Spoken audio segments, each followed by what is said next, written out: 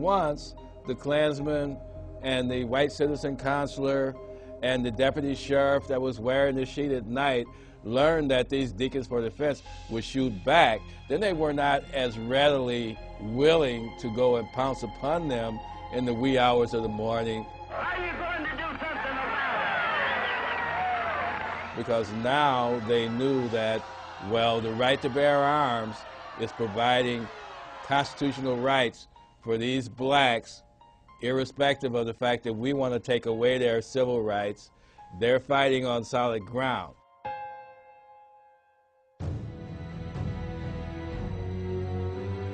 The effectiveness of the deacons in deterring violence was so great that Dr. Martin Luther King and Floyd McKissick of CORE hired the deacons to protect the marchers from Klan aggression in the 1966 March Against Fear. The very effect of armed resistance in the name of civil rights is what really cast a new enthusiasm into the civil rights movement at a critical time.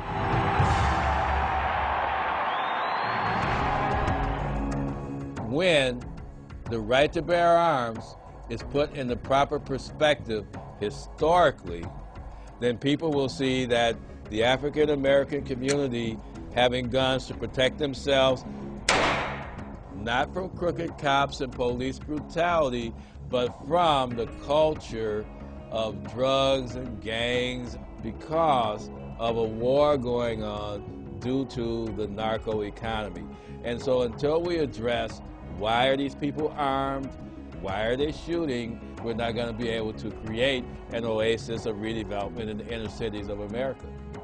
Inner city violence is directly related to the black market for illegal drugs, gangs, and drug dealers' turf wars. Today's war on drugs, like alcohol prohibition in the 1920s, share many similarities. Back then, gangsters and bootleggers took to the streets to protect their territories. Homicide rates skyrocketed at the beginning of Prohibition, then took a huge drop after its repeal.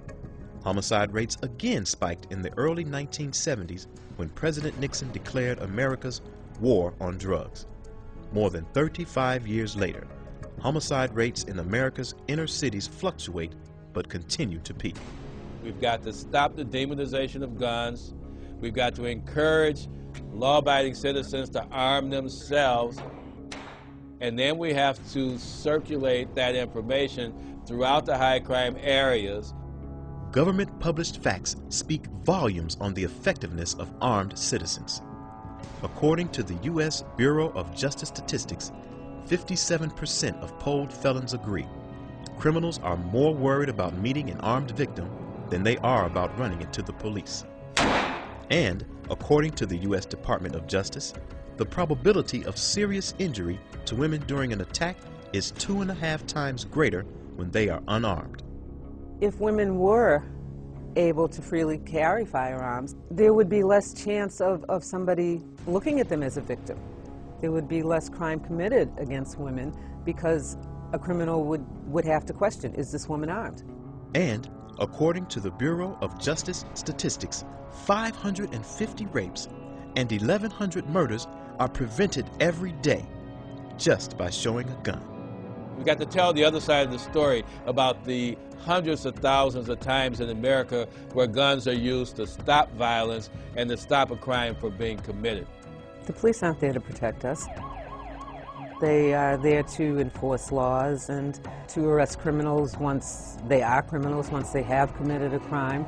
But they're not our personal bodyguards, so I have to do that for myself.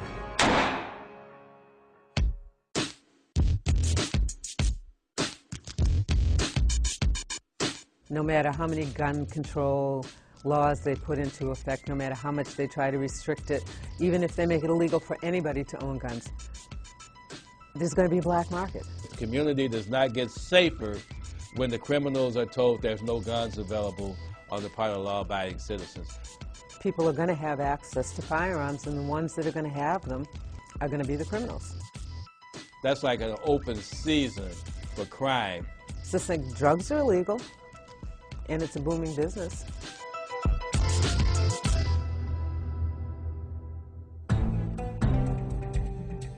History has a habit of repeating itself. Now, as it was back then, politicians and community leaders wrongly claim less guns means less violence. Now, as it was back then, politicians and community leaders wrongly misguide the public in believing that the police and not the community can best provide protection, even though the Supreme Court has publicly stated that state and local governments do not have an obligation to protect citizens from criminal harm. Guns are a convenient target that disingenuous civil rights leaders and politicians hide behind because they don't want to address the real problem, which is why are all the black youth dropping out of high school and getting guns. Gun control advocate Sarah Brady, wife of James Brady, whose name is on the 1993 Brady Bill Violence Protection Act, purchased her own son a high-powered rifle. I think they're misguided, and I think it's a hot issue. We can always get a bunch of politicians, well, here's the mayor, here's the alderman, here's the state rep, here's the state, well, here's the president of the Senate. They'll always come out to a press conference where they can put on a shirt and a tie and insinuate that they're there to protect the children. It resonates with voters. It's something that's unquestionable in terms of its merit, and it's something that's patently wrong in terms of the gun control issue, because gun control does not protect the children. Fact is, a child up to the age of 14 is 4 times more likely to drown, 4 times more likely to die in a fire, and 13 times more likely to die in an auto collision than from a firearm accident. And that's a message that has to be driven home.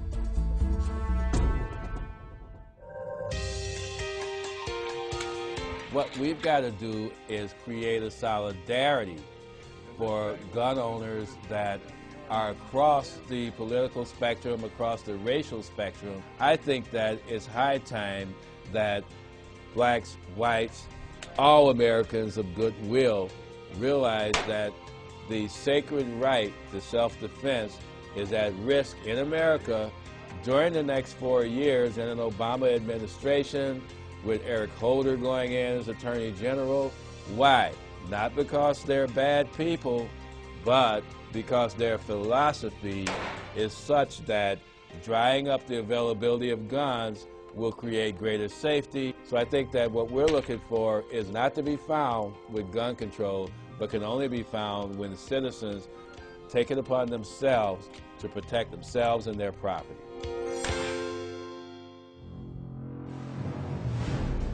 For too long, community leaders, ministers, and politicians have failed to reject the gun control lies. For too long, African Americans have lost control of our neighborhoods. For too long, African Americans have been denied the right to keep and bear arms.